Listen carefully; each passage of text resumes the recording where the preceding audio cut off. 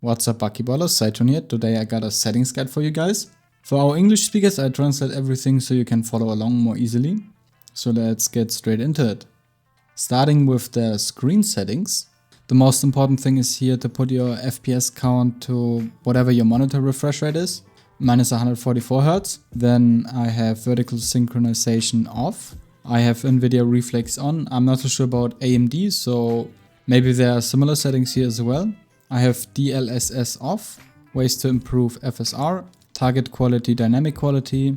Here the same thing, choose whatever your monitor refresh rate is. Sharpness 100 and smoothing TAA. My quality settings are relatively low even though I have a 3070, but I experienced some FPS drops here and there, so I put more settings to low or off. So yeah, I have shadow quality, lighting quality, reflection quality, texture quality, and I think this is translated to hair quality to low. Then effect quality I put to medium, since sometimes, for example on pink or on low, you can't really see the particles really good.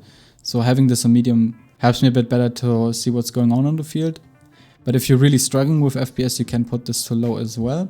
And then I have volumetric light, shading of background light, and depth of field all off.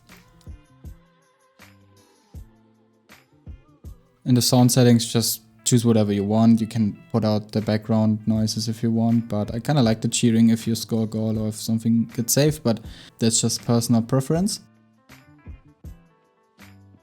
And we have the camera controls. I think mouse sensitivity is default at 40, I just run with it. But I feel like lower sense in this game is usually better. It's not like that you have to do crazy flick shots as in like shooter games. So I found having a little bit of a lower sense is better for like passing precisely and shooting in the top corners. But again, choose whatever you like here. In the function tab, I have the ball control skip to show, approach indicator on. I have the tips off. You can put those on with F3 as well if you want to like experiment around in training or so. I have the minimap on. This is really useful for item spawns, so you don't have to look in the sky. You can just look on your minimap and then go for the item. I have it on the left side, but choose whatever you want. View mode on default, auto aim on, and this is for controller only, but I have this also on. And yeah, I don't play controller, so whatever. Next, let's take a look at the keybinds. The only things I changed here is demagnet and passing. I put the demagnet button to one of my thumb mouse buttons because I want to have full control of my movement while simultaneously be able to demagnet at any time. This is really useful for some text, like for example blade up slash. I changed the pass to teammate 1 also to one of my thumb mouse buttons.